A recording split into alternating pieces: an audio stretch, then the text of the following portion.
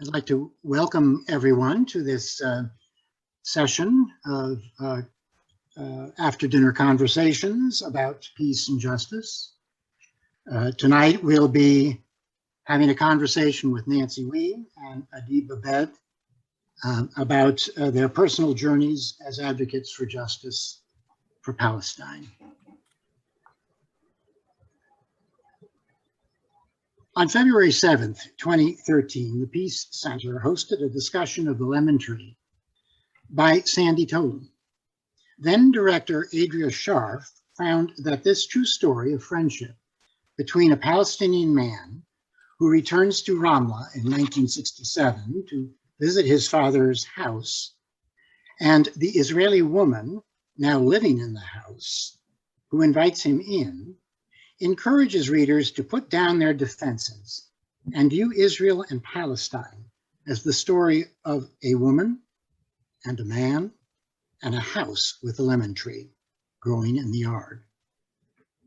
Inspired by the story of the lemon tree, two couples attending that book discussion went on to organize Richmonders for Peace in Israel-Palestine with the idea of encouraging all members of the Richmond community to put away their preconceptions and learn about the issues that prevent Israelis and Palestinians from sharing the land. One of those four people was Nancy Wein. Nancy Letwin Wein is a longtime member of the Richmond Jewish community and one of the co-founders of ARPIT. She has been very active in Richmond in recent years, advocating for peace and organizing educational events on the human rights injustices in Palestine. During her high school years, she was selected as a regional delegate to participate in the annual United Synagogue Youth Pilgrimage to Israel, and she also served as president of her local chapter. As ARPIT's reputation spread, the group increased in size and became more diverse. People who support Israel but feel that the occupation of the West Bank is wrong, exchange views with people who feel that a Jewish state is not the only way, let alone the best, to safeguard the Jewish people. People who feel that the only way for Palestinians to achieve sovereignty is through a Palestinian state exchange views with people who feel that the interdependence of Israelis and Palestinians on the land dictate a one-state solution with equal rights for both groups. Adeeb Abed counts himself among the latter group. Adeeb was born in Bir Jabala, Palestine, northwest of Jerusalem. He migrated to the US in 1967 at the age of 14. As a student, he was a member of the Organization of Arab Students and the General Union of Palestinian Students. He is a member of the Palestinian Aid Society and East Coast Regional Director of the Arab American Anti-Discrimination Committee, a founder of the Arab American Association of Central Virginia, and an early member of ARPIT. Adeeb is currently a steering committee member of ARPIT. Before we begin, let me go over some housekeeping rules. First, I want to notify you that this session is being recorded. During the first part of this evening's program, I will be asking Nancy and Adeeb questions about their personal journeys as advocates for justice. This part of the program will conclude at 8 p.m. Following the interview portion of the program, Rita Hudson will devote 15 minutes reading questions put to Nancy and Adeeb from the viewers. Except for the participants and our hosts, everyone else will be muted. Viewers will be able to join the conversation with their questions. Please put them in the chat. And if you could remember, prefix the question with a Q so we can separate questions from commentary. For those wishing more information about this topic, a list of resources will be posted on the Peace Center website, and a follow-up email will provide a link to this list. All right, well, why don't we begin our interviews? Given Nancy and Adeeb's friendship, our pip could write its own lemon tree. Only rather than a lemon tree, our pip would have to begin its story with an olive tree. Adeeb, would you tell us the story of your family's olive tree? Good evening, everyone. And thank you to the Richmond Peace Education Center for the opportunity to share our thoughts and experiences with the audience. And thanks to all those who are attending this evening's event. And to share about an olive tree, there is several olive trees that I can share stories about that's within my family. However, I think I'll choose one particular one to give you a sense of the significance of olive trees to the Palestinians. This particular olive tree is one that was transplanted from a distant piece of land closer to the house in order that we will be able to keep an eye on that tree and protect it from animals grazing on it. And the one who was instrumental in overseeing the whole affair was my grandmother, God rest her soul. She hired three gentlemen, three older men, to dig the tree out. And they pruned the tree and dug it out. It took them 3 days. They seemed very old at the time. It was, I guess, in 63, 64, I was a young man. But now thinking back at it and comparing their age to my grandmother's age, they probably were in their early 30s. Quite strong young men. It took them 3 days to dig that tree out.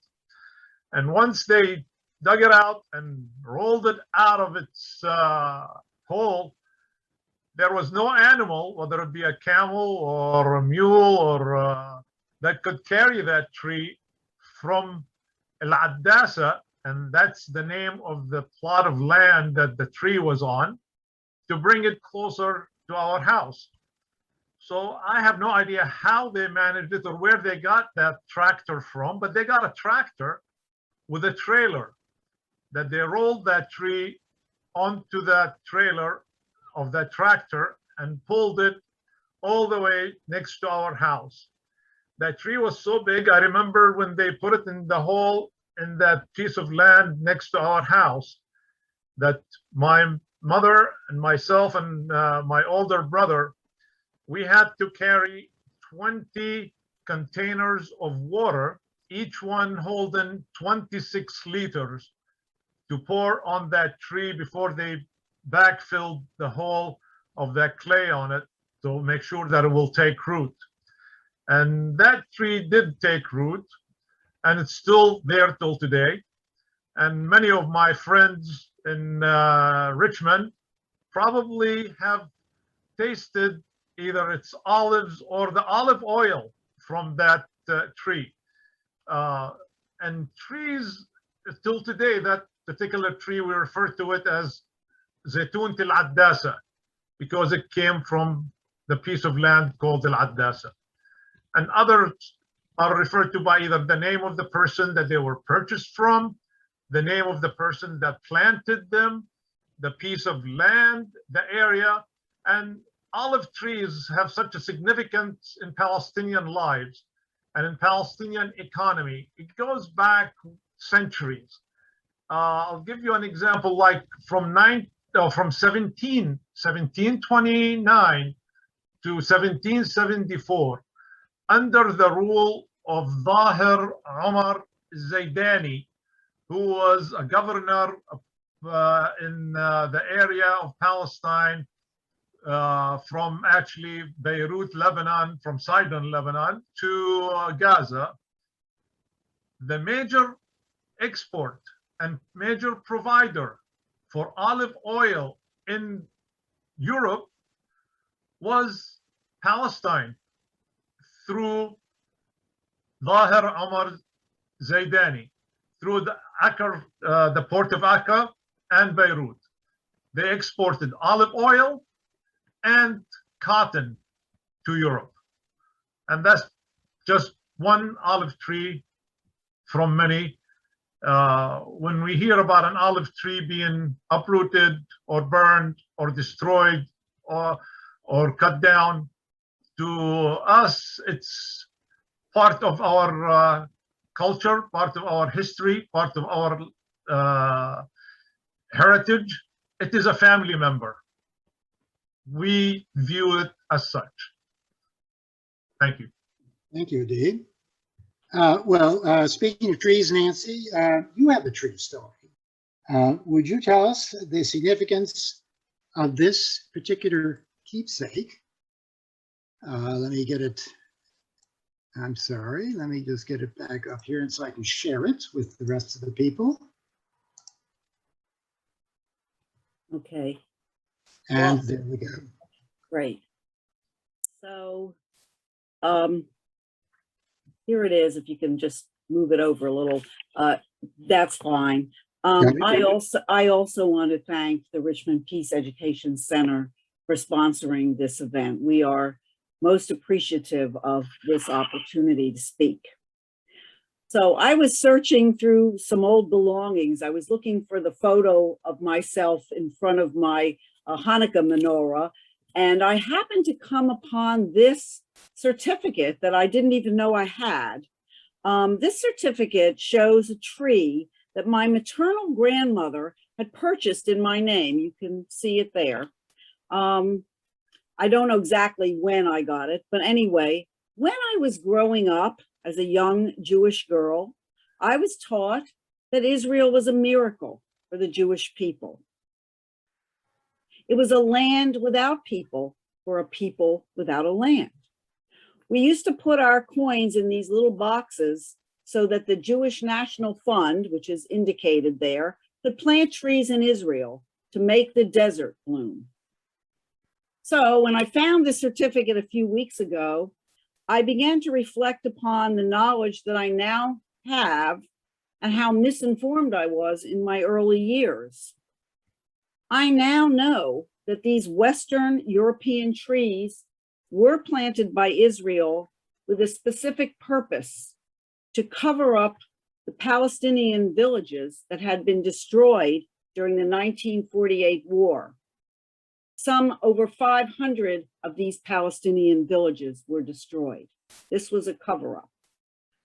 These trees are not native to Palestine, and frankly, they don't belong there. As Adeeb described, the olive tree was native, as were many other types of trees, almonds, figs, citrus, for example. The Jaffa oranges were especially well known, and there was a very brisk trade between Palestine and Europe for those Jaffa oranges. They were superior. So I now look upon this gift from my grandmother in an entirely different light. The desert was blooming long before the European Jews arrived and created the state of Israel. Palestine, in fact, had lush farmlands, as well as majestic cities, railroads, theaters, libraries, and homes that were palaces, really. I now see that this certificate is just further evidence that of the Israeli attempt to displace the indigenous Palestinians from their land, to steal their property, to destroy the natural environment, and worst of all, to hide their history from the world. The creation of Israel, as I now know, was not a miracle. It was a disaster for the Palestinians, as it was the beginning of the end of their way of life. Thank you for that story. Nancy, as a teenager, you were active in your synagogue. Would you tell us about the trip to Israel with your youth group? Sure, I'd be happy to. So in my high school years, I was very active in what is known as United Synagogue Youth, USY. That's the youth group for the conservative movement. I was extremely active, and between my junior and senior year of high school, That would have been, just to put this in context with Adeeb's story, that would have been 1964. I was selected as a regional delegate to attend this US-wide pilgrimage to Israel. It's been quite a while since I made that trip, and I don't remember a lot of the details, but one thing I do remember kind of stuck out in my mind. Everywhere I went, Israelis were asking me, this young girl, when are you going to move to Israel? It was a question that was asked over and over again. And at the time, I was just perplexed by the question. It seemed ridiculous. I was an American Jew. I was on a visit to Israel. I had no intention of moving there. And I didn't even understand why they were asking me the question. Well, now I do understand why the question was being asked. There was a drive by the Israelis to bring as many Jews as possible to Israel at the same time that Israel was making life so difficult and so impossible for the Palestinians, trying to convince them to leave. This was all part of the Zionist plan from the very beginning, and I was so unaware. Thank you. Adeeb, your bio says that you emigrated from Palestine in 1967 at the age of 14. Would you talk about the circumstances that led your family to send their teenage son away from his home in Bir Nabala? Sure. Before 1967, in my elementary and junior years of school, I was adamant, and I let it be known to my family that I will not go to the United States under any circumstances. And they all said, yeah, of course you will. Once you finish high school, you will come to the US to go to college. I said, no, I'll go to Egypt. I go to Lebanon. I will not go to America. And the reason was because I missed my dad so much. My dad was coming to the United States from the late 40s, and he will spend few years in America, then he will come home, spend a few months, then travel back to America. So I was 14, but I only saw my dad for less than a year in total. So, and I felt that America was responsible for that. Then came the War of 67. The War of 67, I felt the responsibility in those days to do something, you know, just can't sit by and watch. So the first thing I did was, prior to the war, I dug a trench next to our house, a few meters from that olive tree that we talked about. And I said, you know, if the war, there are bombings around here, we could all fit in that little shelter and be protected. And the neighbors thought I was crazy. But when the war broke out and there was shelling and our village was in the crossfire because there was a Jordanian encampment for artillery encampment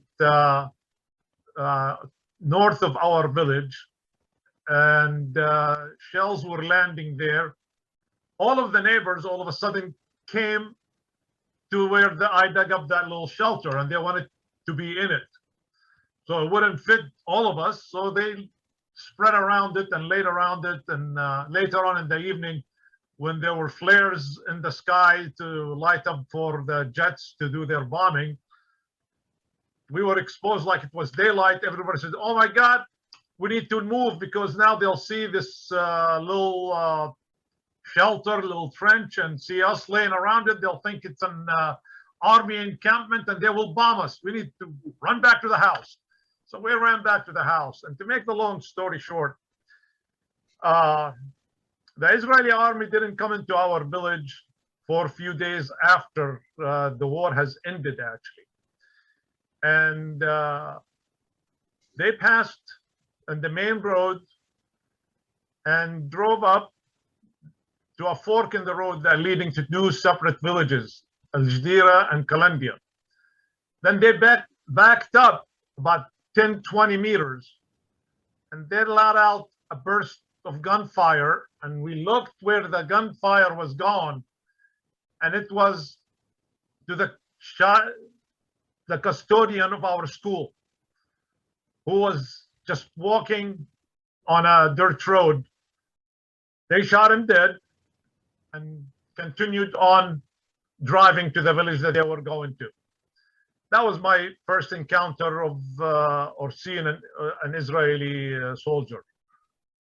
And a few weeks later, we heard that Jerusalem was open. So my cousin and I decided to take a walk and go walk to Jerusalem. From our village, it's about an hour and a half walk. So we walked, we got to Jerusalem, and we saw a bunch of people going in one direction. We had no clue where they were going. They were going into West Jerusalem, from Damascus Gate to the west of Damascus Gate. So that area we never were able to go to, because that was always known as that's Israel. That was West Jerusalem was part of Israel, but it was open. So we walked with the rest of the crowd. We kept walking. We walked for a few minutes. We went down these few steps. We recognized the area leading to where we were going. We said, okay, we're going to Hart al-Magharba, which is the neighborhood referred to as where the Palestinians who are descendant from Morocco and Tunisia lived, and it was referred to as Hart al-Magharba. But when we got there was nothing left of Hart al-Magharba. The Magharba neighborhood was leveled, was erased. That doesn't exist. It was like a soccer field or a football field. It was gravel, clean. And then we looked, and here there is this wall. We had no idea what that wall was. And that turned out to be the Wailing Wall. And all these people walking were going to the Wailing Wall. So we kept walking till we got to this roped off area. And we wanted to get to the Wailing Wall. We wanted to really get to it and touch it, just to see it, curiosity, because we see these people going there, putting their hands on and praying and putting notes in the wall. So we wanted to see, curiosity. So the soldier saw us, and I guess he noticed on our faces that we looked like we were lost.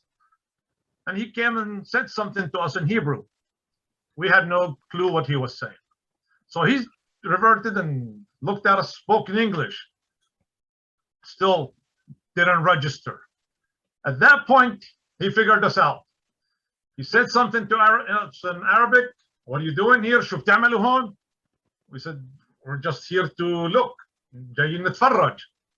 And he went off. We could tell that he was very angry with us. He was pointing with his gun, pointing us with his fingers, speaking in Hebrew and Arabic, and literally chased us away. We went back and told our story. My uncle, who was there, my oldest uncle, and my dad and my other uncle were in the States. At that point, pretty much decided that you need to go. You need to travel to America, because he sent a telegram to his brothers that things are unsettled here, and I cannot be held responsible for your families and your kids, and you need to take them to the States until the dust is settled, because now there is a UN resolution 242 and things will calm down in a few months, but you need to take your family away for the duration of this period, this tumultuous period. And we came to the States under that notion and that pretext that it's going to be a short-lived journey. It's going to be a trip, a vacation sort of thing for several months. Then we are going back after the dust have settled. And here we are on August 18th, 2021, and the dust has not settled yet. We're still here. Thank you, Adeeb. Nancy, you were an adult when you experienced a crisis in your identity. Would you tell us that story? Sure. So I will tell you that about a year after I met Jim and Suzanne at the Lemon Tree event, Suzanne found out about a conference in Washington, D.C., and she invited my husband and myself to attend this conference. It was at the National Press Club, sponsored by several organizations, and the title of it was the National Summit to Reassess the U.S.-Israel Special Relationship. The date of that was March 7th, 2014. The conference lasted from 8 a.m. in the morning until 5 p.m. in the evening. The speakers that day revealed information that was quite, to me, stunning and shocking. On the drive home and for the next few weeks, I couldn't get these thoughts and feelings out of my mind. So much of what I had been taught about Israel was simply not true, and I had a lot of soul searching and learning to do. I just want to mention one of the speakers who really inspired me that day, a Jewish man named Alan Brownfeld.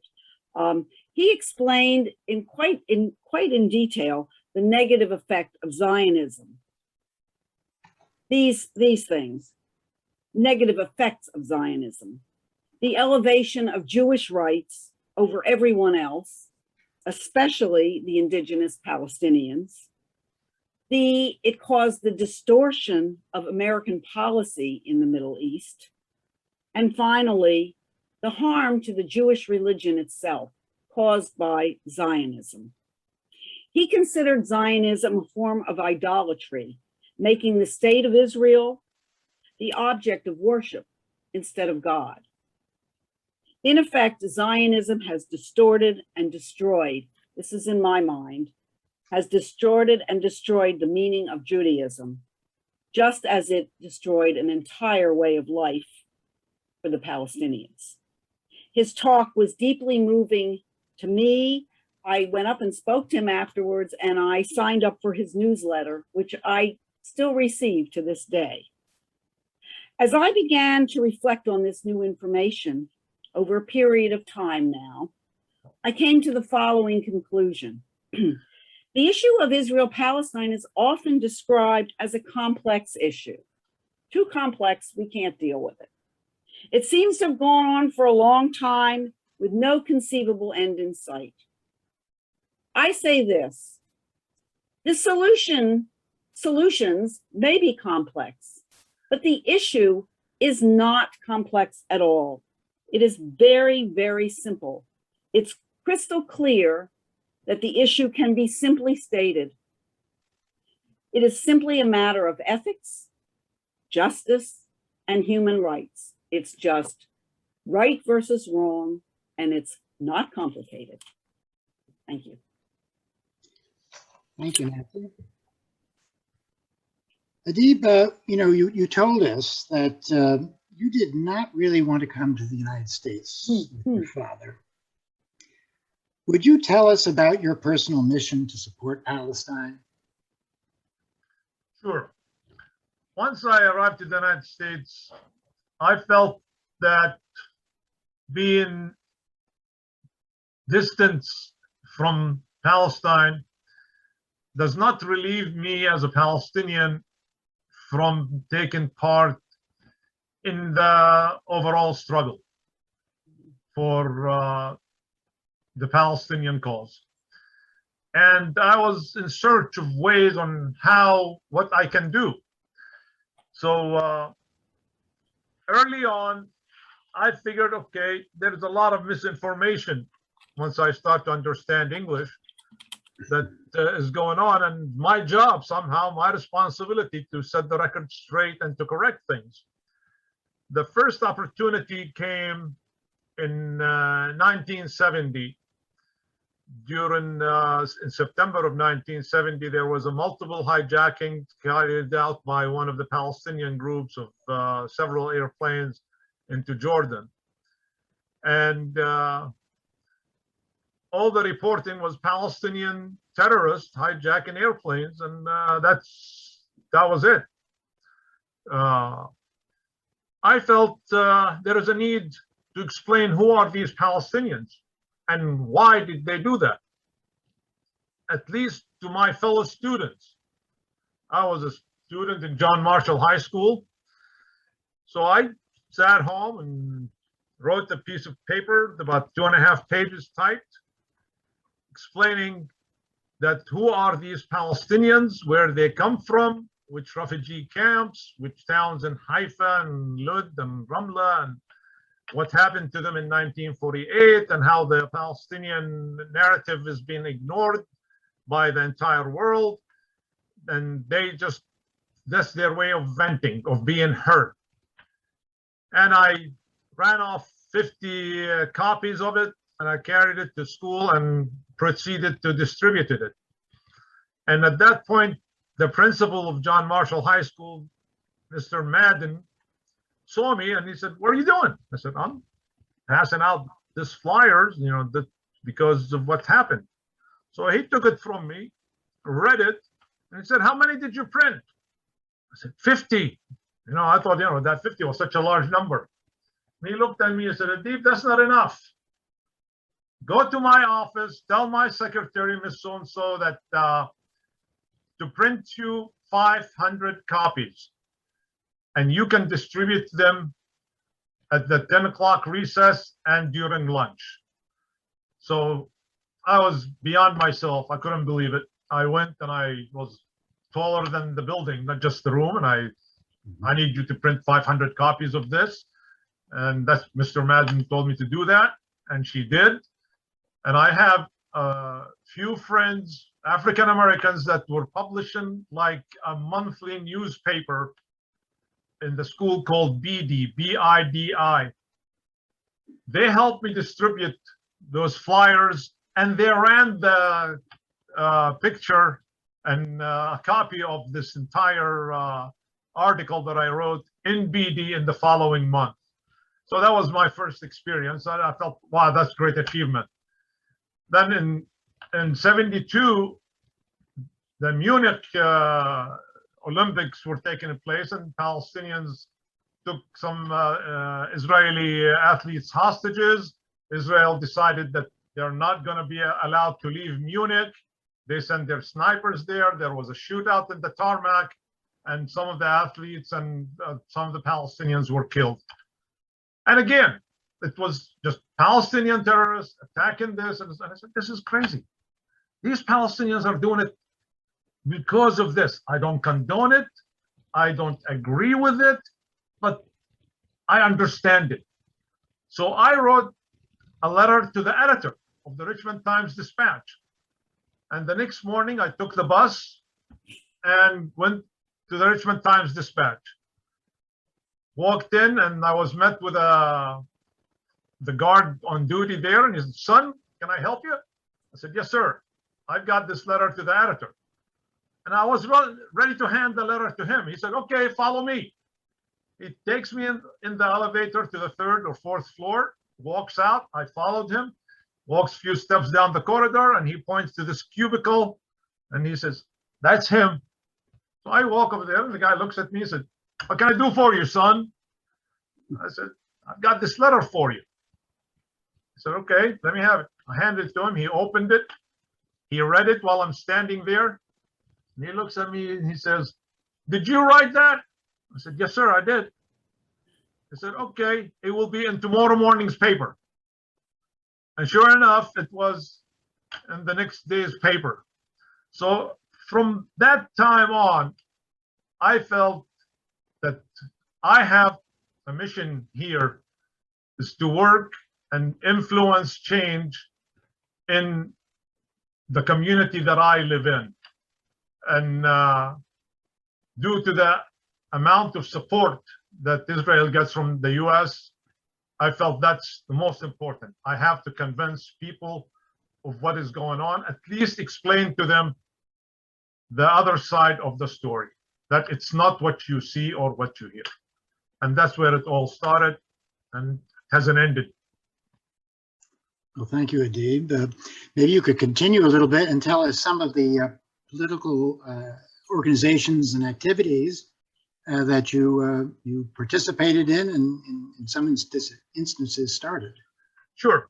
Early on, I took an active part in organizing the first Arab American Association of Virginia. And actually, there was an interview done by the Richmond Times-Dispatch, which I happen to have a copy of. And that was back in the mid-70s, I would say, when they were during the after Rogers' plan of swapping the Sinai for peace with Egypt and talk about these kind of deals. And then upon entering college, I joined with the General Union of Palestinian Students and formed a chapter where I was, a couple of chapters actually. Then I joined the Organization of Arab Students. Later on, I was one of the founders of Palestine Aid Society, which is a 501c that helped Palestinian women in refugee camps in Lebanon initially. That was our sole purpose, to sell their products, their embroidery that they will do at home and help them financially. And I worked with the Arab American Anti-Discrimination Committee. I was the regional director for their East Coast region, ran a New York office for several years. I worked with the Coalition to Stop US Intervention in the Middle East. And that's what came back to haunt me later on by the Israelis. That was in 88, 89, 90, 91, 92. And then after that, I came back to Virginia and formed the Arab American Association of Central Virginia, and met RPIP and met Nancy, and continued to work with Richmonders for Peace in Israel, Palestine. And the price I paid was I was denied entry. I was denied entry to Palestine for numerous years. After going back home in 1994, and for several years continuously, for like 9 years, I would go almost every year and visit. And I owned a convenience store, and I lived in Chester. My kids were in baseball and softball, and I would, doing the American, living the American dream.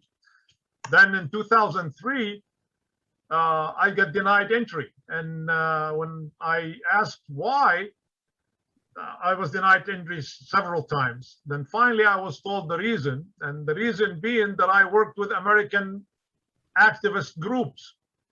And I said, this is insane.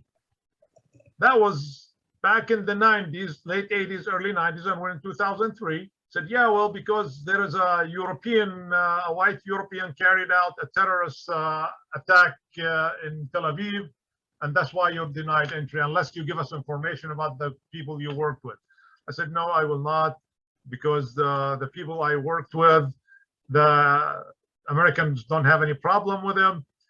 And anyway, I was denied entry for many years, and finally I was allowed to go back in, and I went in through Jordan instead of Ben Gurion Airport. Okay. Well, thank you, Adeeb.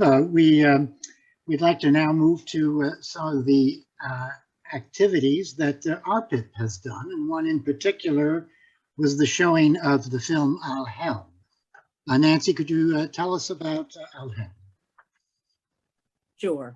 Yes, thanks, Jim. Yes, so RPIP over the years has devoted itself to educating the Richmond community about the issue of Israel-Palestine.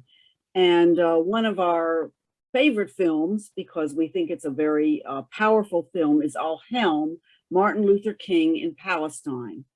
We've shown it at 4 different venues over a period of years, and every time we see it, I think it provokes very good discussion and a lot of emotional response. Al-Helm, the meaning of it is, in Arabic, it means the dream. So I think you can see the connection to Martin Luther King. The film actually follows a group of members of an African-American gospel choir. They journey to the West Bank. They go throughout the West Bank, and they sing. They're going to perform in a play that is about Martin Luther King and the civil rights struggle. And they're going to do it with a Palestinian audience. Actually, the actors who play both Martin Luther King and Coretta Scott King are Palestinian, so you can see how it's bringing the communities together. The members of this gospel choir arrive in Palestine with very specific notions of the Holy Land, and they have certain preconceived ideas about the Holy Land. But they travel around from town to town in the occupied territory. And as they travel and look at the effects of occupation, and they go into the homes of some of the Palestinians and they talk to the Palestinian actors, they leave with a completely different perspective. And if you see the film, you will, I'd rather not tell you too much because I think you see how their lives are transformed by this experience. Okay. Towards the end of the film, some of the Palestinians engage in civil disobedience, similar to what was done during the civil rights movement. They board, one guy in particular, a Palestinian, boards a bus, which is specifically forbidden to Palestinians. So this is very reminiscent of the civil rights era. That does show the intersectionality, I think, of the two causes. Right. I do want to encourage everybody. We are running a little bit late, but the next series of questions I think are extremely important, and so I want to make sure that we have time to go over them. And the first question is to you, Adeeb. I'm going to, I did it again. Just a second. I want to share a map, and Adeeb, I would like you to explain what we're seeing here. The title of the maps is "This Does Not Look Like a Two-State Strategy." Can you comment on what we're seeing here? Sure. The first map on the right, it's the gray area and the blue, the West Bank. This is the entire area is what we call historic Palestine. Then the gray area is Israel of 1948 prior to 1967. And the blue is the Palestinian West Bank at that time was under Jordan rule. And then we look at the 1947 partition plan, I believe that's what it was, where they fragmented the country even further. That was like, it's not the first attempt, it's the second attempt at partition, because the first partition was basically the Balfour Declaration given Jewish home, and then we have the 1947, then the 1948. The 1948, if you notice that Israel is much more land than what was given to them in the partition, and that land was taken prior to the war of 1948.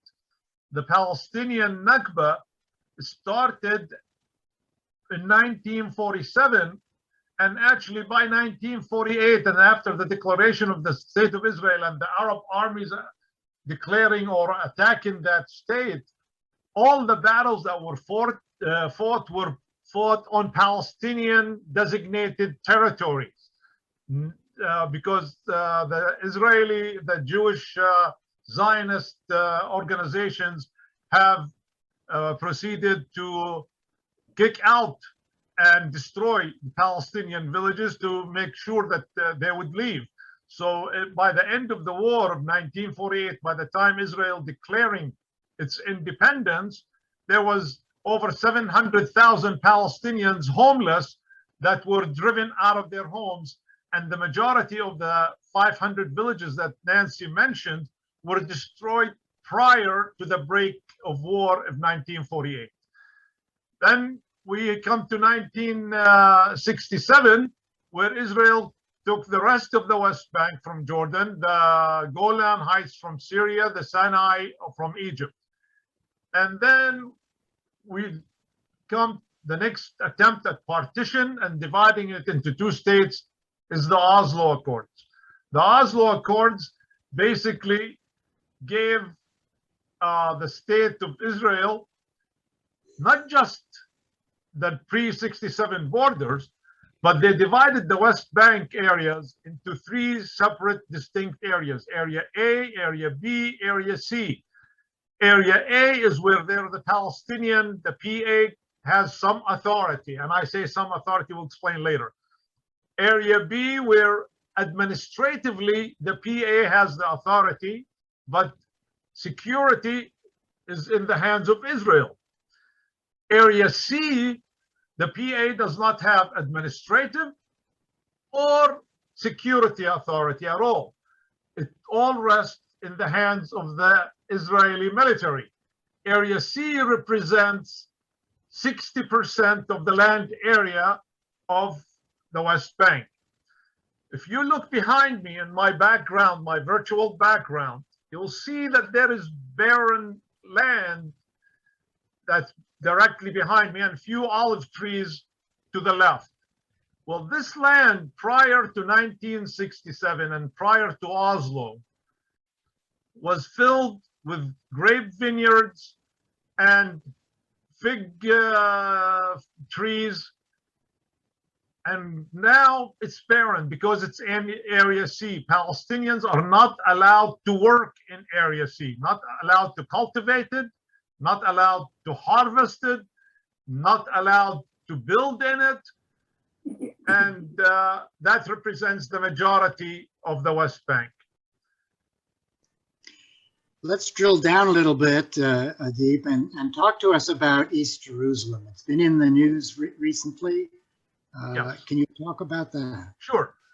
Lately, everybody heard about the Sheikh Jarrah. The Sheikh Jarrah neighborhood, it's important to know where did that come from. Sheikh Jarrah, first of all, was the doctor for Salah ad-Din, the Muslim general that defeated the Crusades. That was his physician, personal physician. Sheikh Jarrah, the first building in Sheikh Jarrah was built after the massacre of Deir Yassin. The massacre of Deir Yassin, it was done in April and way before the creation of the State of Israel. And it was built, this orphanage in Sheikh Jarrah, for the children who survived the massacre of Deir Yassin. Then after the war of 1948, UNRWA, United Nations Rescue and Works Agency, and the Jordanian government built these buildings and gave them to the villagers that were kicked out of their homes and villages that were destroyed by the Haganah and the Zionist gangs from the neighboring neighborhoods of West Jerusalem. West Jerusalem was emptied from all Arab inhabitants at the time. So they all moved, and some of them landed in Sheikh Jarrah.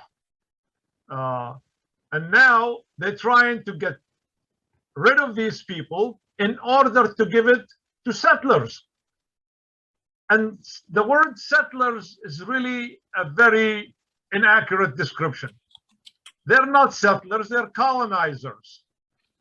You know, they come from Europe or the United States to live in houses that been occupied for hundreds and maybe thousands of years by Palestinian families.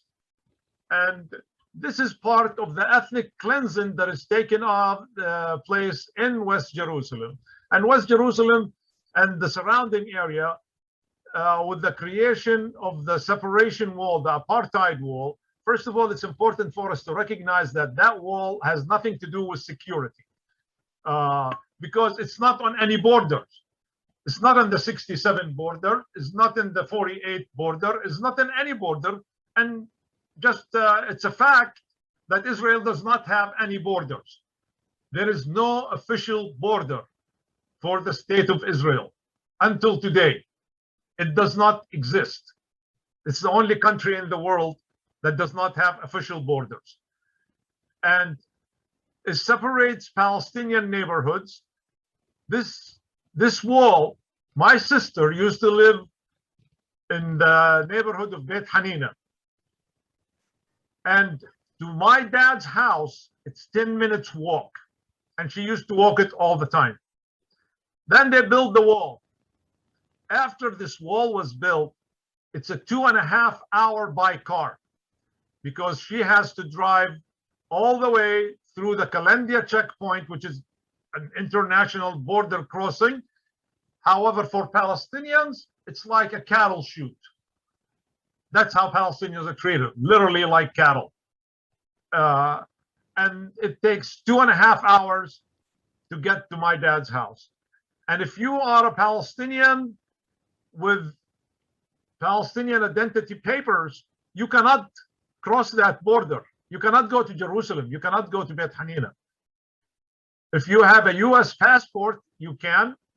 But if you are a Palestinian with only Palestinian papers or you work in Israel, you have to have special permission given to you by the military governor allowing you to cross. And it's sometimes for a day, sometimes for a week, most of the time it's denied. And this crisscrosses the entire area, but it's most prevalent in the East Jerusalem area and East Jerusalem neighborhoods because it is an ongoing ethnic cleansing operation with the sole purpose of displacing the Palestinians and replacing them with Jewish Zionist settlers and colonizers. And in the West Bank, there is over 450 checkpoints. And there is what is referred to as flying checkpoints. This is, you don't know when or where they're going to set up. At random, the Israeli military decides that we're going to set up a checkpoint here. They send a couple of jeeps, and there is an Israeli checkpoint. And it could be in Ramallah, in the heart of Ramallah. It has happened. So the PA, when I say the so-called authority, does not have any authority. I've seen it with my own eyes, where the Israeli military drives through Ramallah, and the PA disappears. And that's part of the Oslo Accord. Thank you, Adeeb. Nancy, as you know, the word Shoah means catastrophe in Hebrew. The word Nakba means catastrophe in Arabic. Would you tell us how the Holocaust and the occupation of Palestine are related? Yes, thank you, Jim. And we had a question from Jennifer Garvin Sanchez about the Holocaust. And I think that my answer should hopefully answer her question. For many years, the memory of the Shoah or the Holocaust has been used as justification for the need for a safe haven for Jews. This is a very emotional issue for the Jewish people.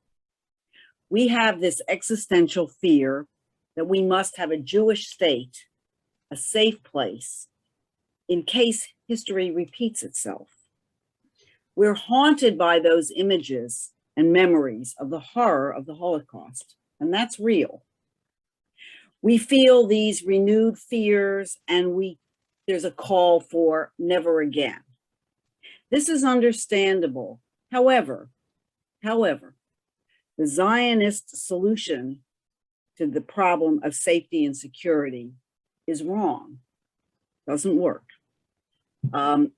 Very quickly, I've been following the work of Peter Beinart, who, as many of you know, is an Orthodox observant Jew, very strong in his religious convictions.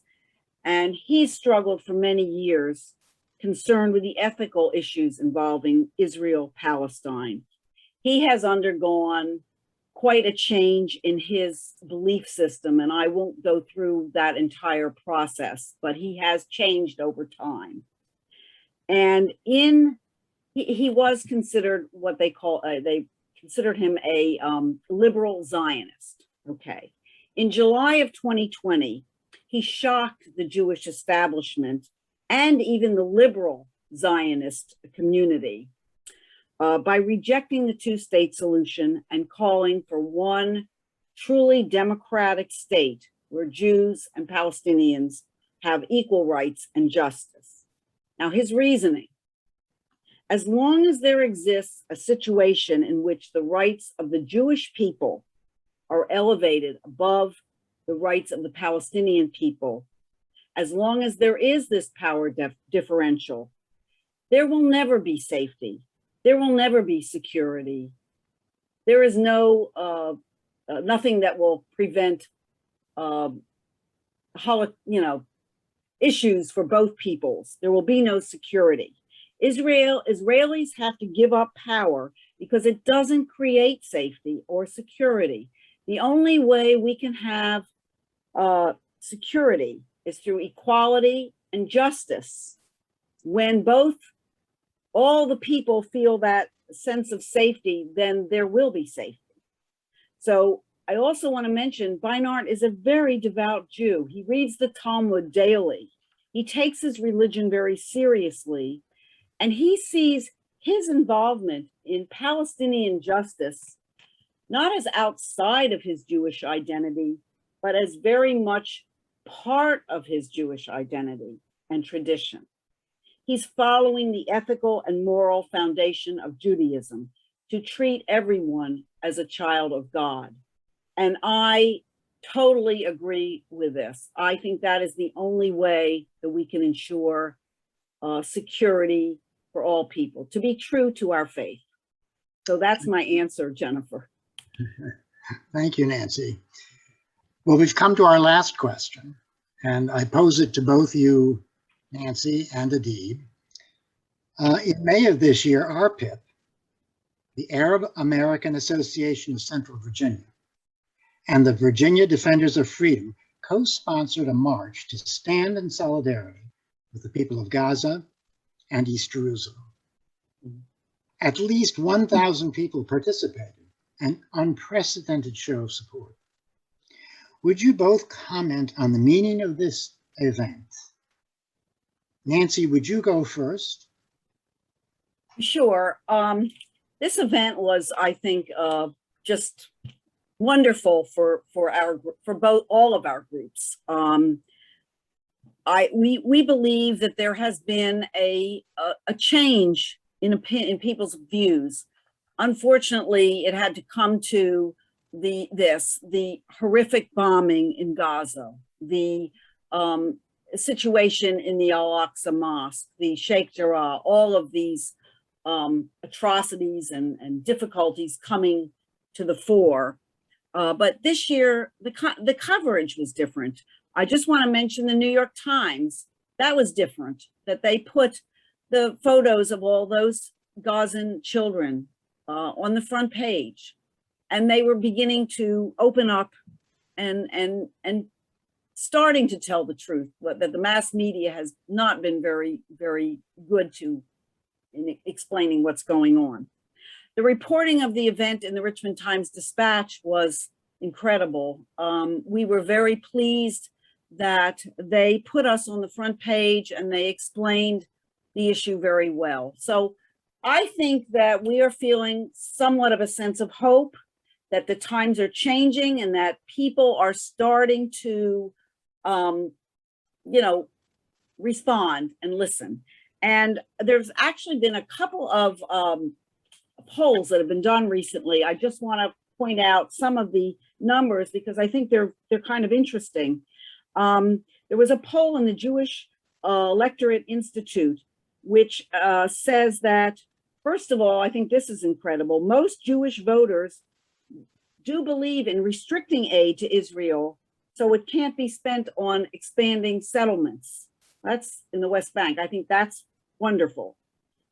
87% of Jewish voters, according to this poll, say that it is compatible to be both pro-Israel and also critical. It's okay to criticize the Israeli government. You wouldn't know that if you listened to the rhetoric of the Jewish establishment, but that's the case. Now, 28%, according to this poll, of American Jewish voters can consider Israel to be an apartheid state.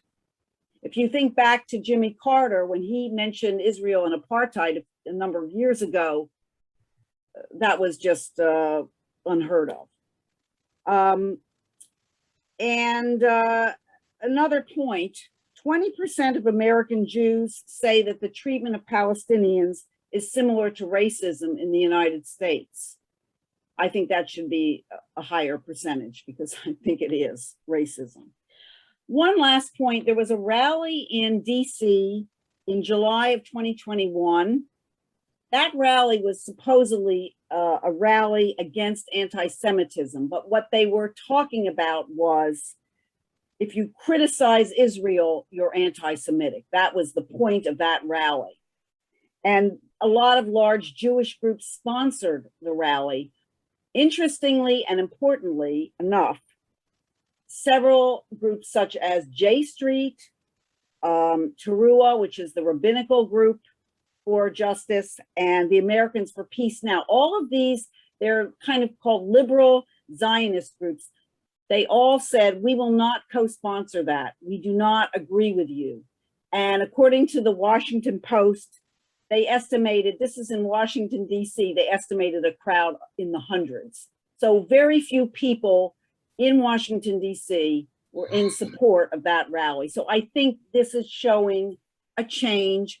And I really want to hear from Adeeb, because I think he has some ideas about the future. And I think that's what we're all interested in learning about. What is going to come? How can we take it from here and move forward? So I'd like to hear him speak. Thank you, Nancy. Thank you, Jim. I think the success of the rally and the numbers that turned out in Richmond, Virginia is an indication of something bigger than just what was going on in Gaza and Sheikh Jarrah and Jerusalem. I think it's people are beginning to grasp the magnitude of the oppression that the Palestinians are facing and the reality of the Palestinian situation.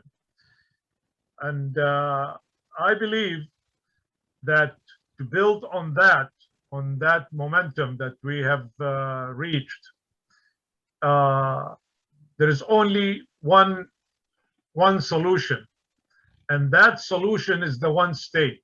Because in reality, we do have one state now. The authority is solely in the hand of the Israelis from the entire, within the entire borders of Palestine, from the river to the sea.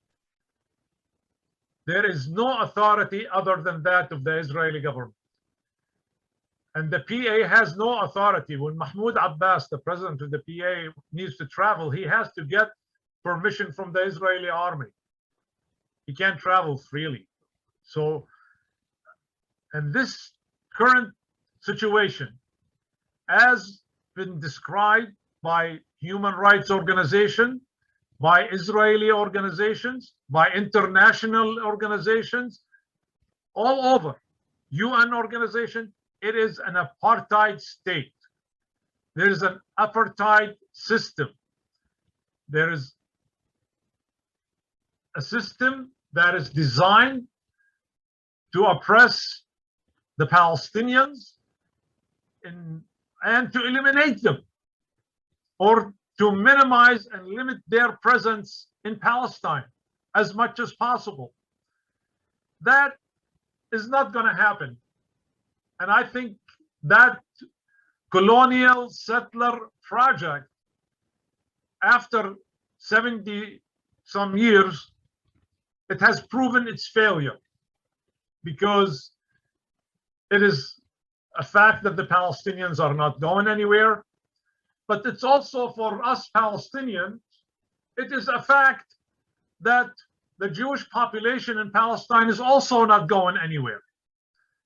So I think we need to reach an understanding, and many of us Palestinians, as difficult as it is, we have reached that understanding and that acceptance that we want our equal rights to those of the Jew in Palestine on equal footing, complete and equal rights. We don't want roads only for Palestinians, Palestinian only roads. At the same token, we reject Jewish only roads. We don't want a Muslim or a Christian, Palestinian, Arab neighborhood or town. At the same token, we reject the notion of a Jewish only settlement. These settlements are not 20 and 30 people. They're sprawling cities, 30 and 40,000 strong each. There's 700,000 so-called settlers in the West Bank. We don't want to be governed by a government that we have no right to elect. We don't want to live under two separate legal systems. We don't want the Palestinians to have civil rights and the Jews to be under a different set of rules, military rule. For example, like what is happening now. The Palestinians are under Israeli law, military law. A Palestinian child throws a stone and he is in a military court, being court-martialed basically. He's in a military court. Military rules apply to him. While a settler in the West Bank, in the same territory, kills a Palestinian, 9 out of 10 he doesn't get charged. But if he does, he goes to a civil court protected by Israeli civil law. He's in the same area. We don't want that to continue. What is required is that in order to have peace, you must have three things, and they have to be in order. You have to have truth, justice, then you will have peace. And the truth have to be told. What happened in 1947? What is Zionism? How the Palestinians were treated? All of it. And to have justice, justice has to be served, and it has to occur. Palestinians who were thrown out of their homes, they must have the right of return. And if they choose compensations, they must have it. They must have it. And I address that to my friends on the Jewish community. The Zionists claim that they could not, they have a right to return because of 2,100 years ago, there was a Jewish presence and there was a Judea or Samaria, and that the Palestinians had no role in destroying or doing anything to. But because of that connection, 2,000 years later, somebody living in Chester, Virginia, and having to be a Jew, he has a right to return and be granted Israeli citizenship upon landing in Tel Aviv airport. But a Palestinian that still holds on to the key of his house, still holding on to the key, and the house still exists, still there, and there is a European Jewish family living in it. You tell me that Palestinian does not have a right to return and expect to have peace and justice? That will not happen. So these things must occur. And I think they are doable because Israel, the majority of the Jewish people, I believe that they understand what the pain that the Palestinians are going through. And for us as Palestinians, we do not want to inflict the same pain that we are experiencing on the Jews in Palestine. We don't want to become our enemy. We do not to be the evil that we are fighting. And that evil is this Zionist ideology, a colonial settler project, supremacist project that puts one group of people as a superior human beings to others. And I think that is achievable and it's doable in our lifetime, in my lifetime. And I have no plans to live beyond 120 years. So I think we can do it. Thank you, Adeeb. Thank you. Thank you. And thank you, Nancy. This brings the interview portion of our program to an end. I'm going to turn it over to Rada, and I guess Martha maybe, because I see that Jennifer has her hand up, and I don't know if we can, how we're going to handle the question period. If people can be unmuted, then maybe we can do it that way. I just wanted to point out that we couldn't, that my chat was disabled. There was no way to ask questions. Oh. No. I don't know if that was the case for everybody else, but it was I couldn't ask any questions. It's been disabled for a long time. So. Yeah, same. Oh, Martha, is it disabled? I did not know that that was happening. I'll try to fix it as soon as I can. I'm so sorry. Well, maybe we can just open up the mics. But it's 8:15 now, so. Yeah. Well, we thought. Well, I will call on people if somebody has a comment or a question. If you can just use the raise your hand feature, and we will try to get as many as we can. We have about 15 minutes until we'll close. So we'll go from there.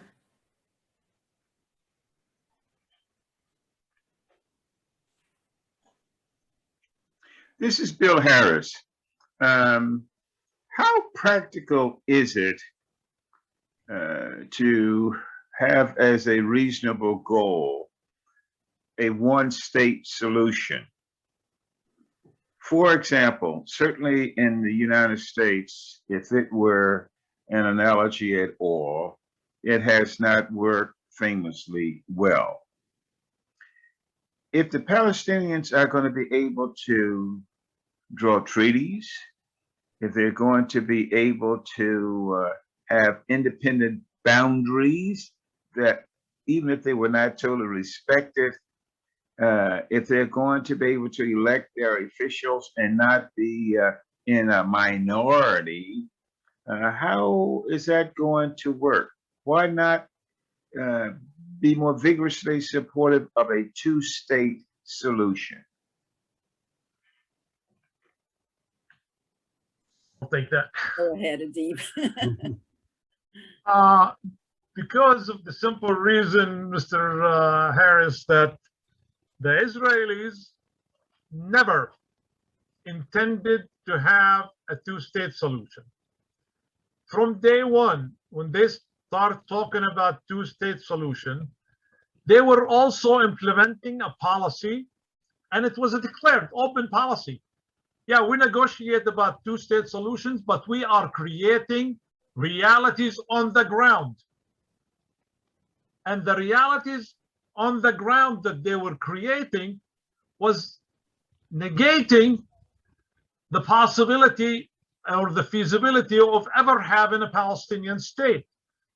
Now, if you look at the West Bank, where this Palestinian state supposedly supposed to be created in the Oslo Accords, the final status for the entire thing was supposed to be done with was by 1999. The negotiations were supposed to be over, and the Palestinian state was supposed to be declared and borders drawn and everything is done. We find out ourselves 22 years later, after where they're supposed to have ended, that the negotiation has not started yet. And yet, in the meantime, the Israeli Jewish population in these areas that the Palestinian state was supposed to be created in, not just doubled or tripled or quadrupled, it went from like 80,000 to over 700,000. They continuously, almost on daily basis, there is 500 new housing units were granted permit today. 600 units in the Nablus Jenin area. 400 units in this area. 2 villages in the Jordan Valley are being removed. And until today, Israel continuously is destroying communities, Palestinian communities in the Negev in 1948 Palestine. These areas were under Israel control from 1948. And they are destroying these villages because they basically still continuing on the idea of Eretz Israel. All the land of Israel is for Jews and Jews only. This Zionist ideology is the problem. I don't think, that idea of the notion of 2 states was probably feasible, was probably could have had a chance of success back in the late 80s, early 90s. But after all what happened and what has really happened on the ground and the intentions of the leaders of Israel are so clear that they want the 1 state. And that's what we have. I mean, this is the reality.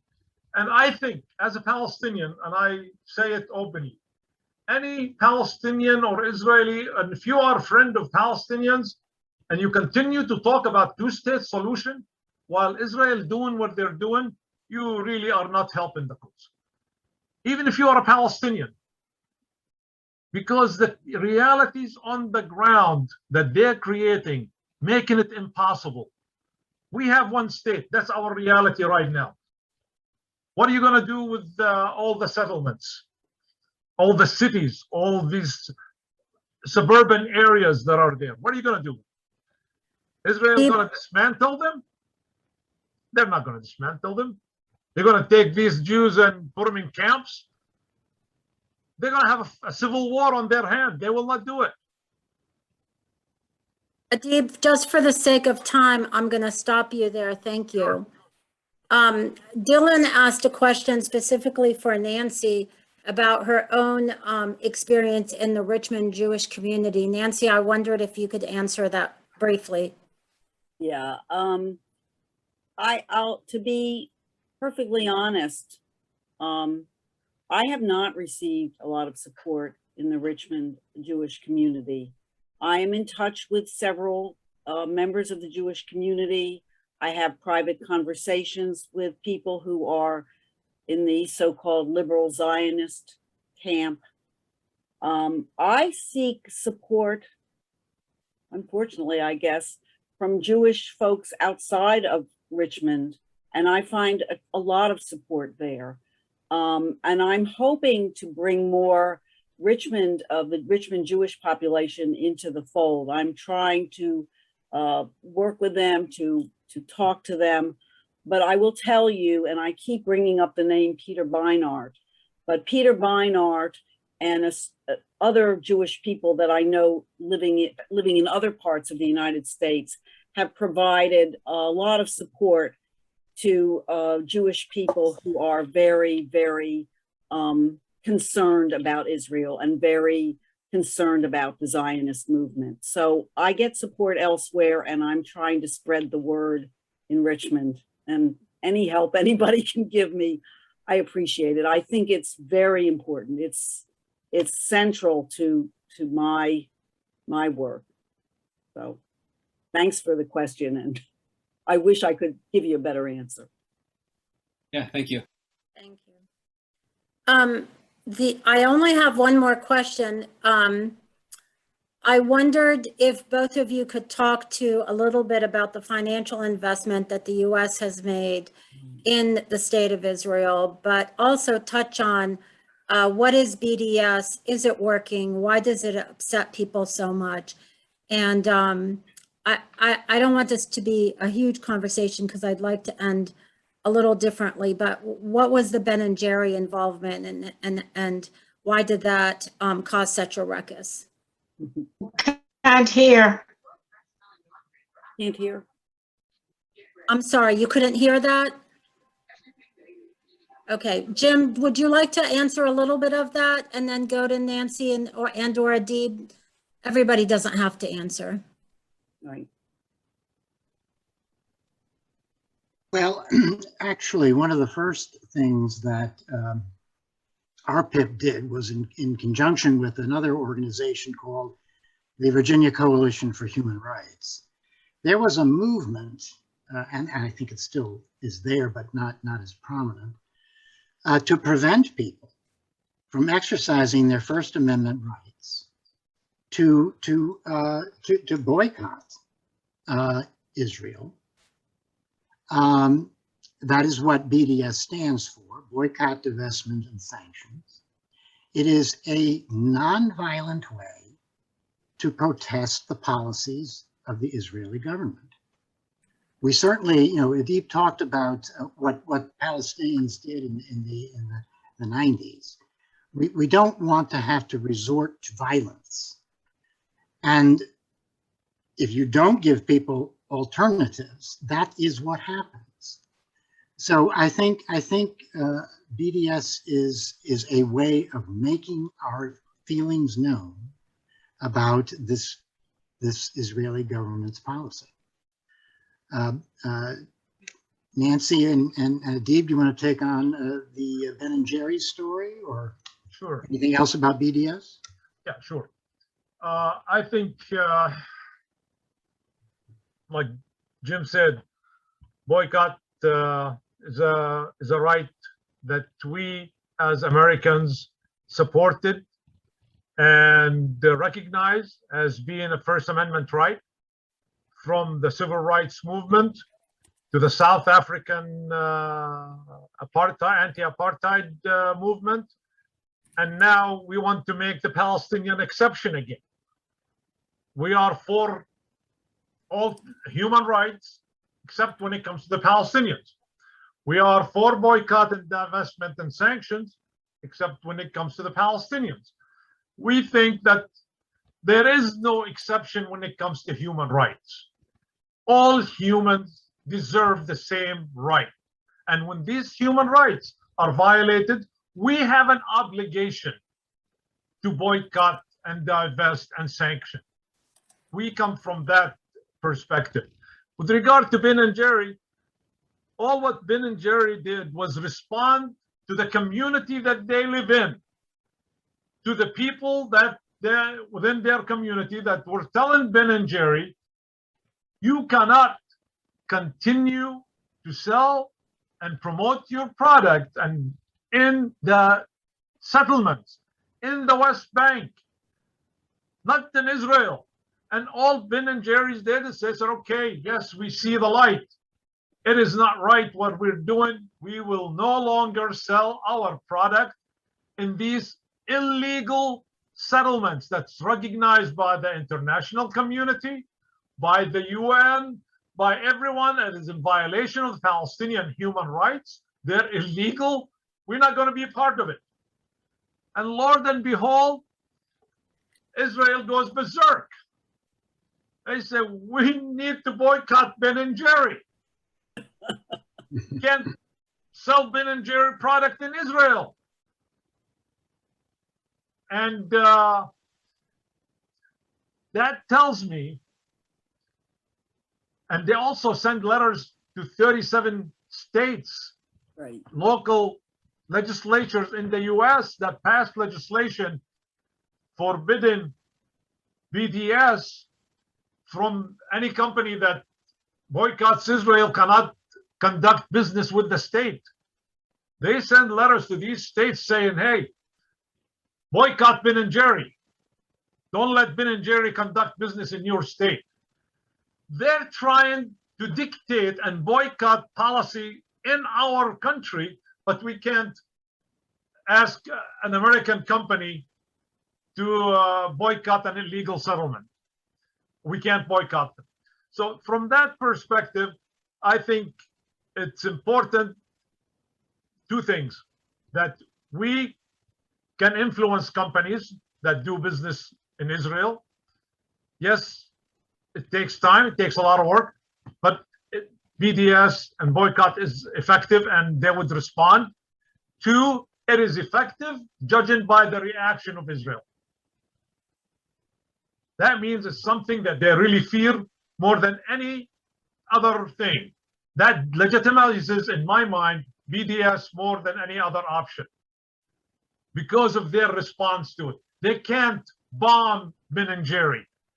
Israel is used to bombing things.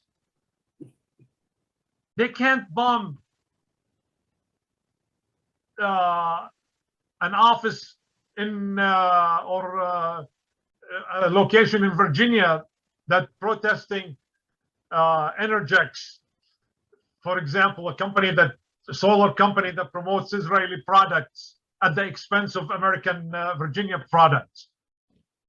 So BDS is effective because we render their military useless. And that's, I think, how we can level the playing field and achieve peace and justice.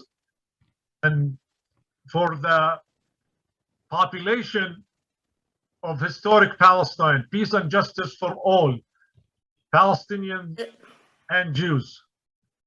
So we are really out of time, but I did want to address Adam's question. Nancy, if you could read that. It's addressing that there are indeed some Palestinians who live within Israel proper, and they do have rights in Israel, but we've been talking mostly about the territories where most of the Palestinians live. So can you address that real quickly, and we'll close after that? Real quickly. Of course, Adeeb would be the expert on this, but I'm actually reading a book now by help me out, Elon Pape. It's about the Palestinians living within Israel. Wonderful, wonderful book. I recommend it. The Palestinians living within the 48 borders have always experienced extreme discrimination by the Israelis. I don't think a lot of people are aware of their particularly difficult situation, both personally because they're in Israel and yet they're Palestinians. So it creates just problems for them in general. But in terms of their the discrimination within Israel, there are communities that are Jews only communities. I don't think we'd like to have a white only community in the United States, although, some of that certainly existed. We see that as wrong. They do not have full rights. They have difficulty. They don't have the same schools. They don't have the same ability to expand their communities. There's a lot of discrimination. I can't even, necessarily list everything, but they don't have the same infrastructure. They don't have the same internet access. I believe when you drive into a Palestinian section of Israel, you're in a Palestinian area as opposed to a Jewish area, because you see that they don't have the same amenities that the rest of the Israelis have. And also, if you just think about, and I've been thinking about this a lot, what is it like for them when, suppose they're in the Knesset and they go in there and there's the Israeli flag and the Israeli national anthem and all of that, which is excludes them from the country. And then they're second-class citizens in Israel. And this is this is a tremendous problem. I think Adeeb could probably say more about it, but that's my take. Thank you, Nancy, and thank you, Adam, for that question. I'll give you a current problem that is really glaring within the Palestinian or the Arab community, the Palestinian community within Israel in 1948. Those are Israeli citizens. When a crime occurs in a Palestinian town, there is a shooting, there's a murder, and by the way, murder is rampant and gangs are flourishing in Palestinian towns. Israeli police does not investigate it for hours. And they sit outside the town and wait till everything is calmed down, the perpetrators are gone, and the crime never gets solved. Very few crimes in Arab areas get investigated or solved by the Israeli police because it's an Arab against Arab crime. But if it was a crime in a Jewish neighborhood and a firearm was used,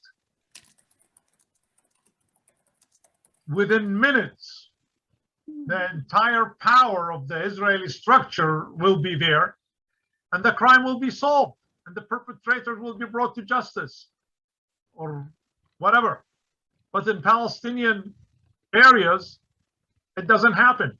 I travel when I go to see some of my extended family. My wife's family lives in the Galilee and outside of Akko. When I go to their village, the same roads, the exact same 2 roads that were in 48 are still there. They have not been widened. There have not been any additional roads built. The buildings you could build, but you can't add more than 1 or 2 rooms to your house. So you find these rooms, these houses with just rooms attached to them because they will not give you a permit to build a new building. Your family, your kids get older, they get married, so you build a couple of rooms attached with cinder block to your houses. The infrastructure is the same as it was in 1948. And yet you drive half a mile out of the village, 2 miles, and here is this beautiful town on the land that belonged to this village. But the villagers can't build on it. But this Jewish-only community is there. If you want to cultivate your land, your own land, you have to rent it. You have to pay rent because it's outside the perimeter of the village. So there is no equality. It is an apartheid system in the true sense. When B'Tselem, a Jewish organization, declares that the system that governs Israel is an apartheid system, they based it on all what they see. It's the reality. It's not their reaching or anything. No, this is the reality. A Palestinian life and a Palestinian livelihood and humanity is something less than that of the Israeli Jew. And it's treated as such in all levels. Thank you again. Thank you, Adeeb. I haven't said too much, but I just want to add a little bit on to that. I did not grow up in Palestine, though I am 100% Palestinian. I have visited before I got my American passport and many, many, many times after I've gotten my American passport. And let me tell you, they know I'm Palestinian and I'm a very savvy traveler. I've been all over the world, and the level of disrespect and fear and that sniper gun, when you look at your husband in the front seat of a car and your kid says, you know, what's that red dot bouncing around on your chest? And that is us as tourists, let alone people who have to navigate every day. And the people that have to navigate it every day, their house is in one place, a mile away, their grandmother lives. They can't get to it. Their job is 5 miles in the wrong direction. There's no continuity of culture, family, work, finances.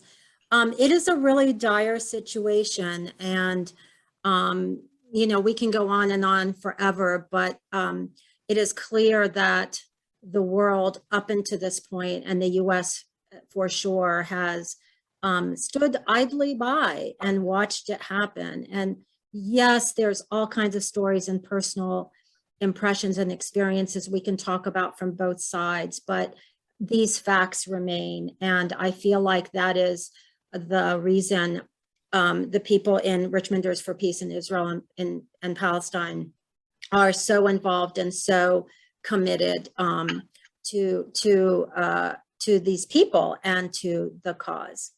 So I'm going to close this and say thank you. Thank you all for attending. Thank you to the Peace Center. We will send by email a list of resources. And I invite you all to like the Facebook page for Richmonders for Peace in Israel and Palestine. We may not get to all your questions in a forum like this, but believe me, one of our many members would be happy to have a conversation with you over coffee, learn from each other. We are definitely a learning community. And I'm going to close and let Jennifer say a few words, and then Jennifer and Reem. Reem, do you have something to say? Okay. No, thank you. I'm sorry? No, thank No, you. Jennifer, did you raise your hand? No, I had my clapping hands. Oh, wonderful. I'm sorry, I misunderstood that. Great. Well, thank you all again, and I will leave it at that. Thank you, Martha, for all the logistics. Good night, everybody. Thank you. Thank you. everybody. Night. Bye, thank you.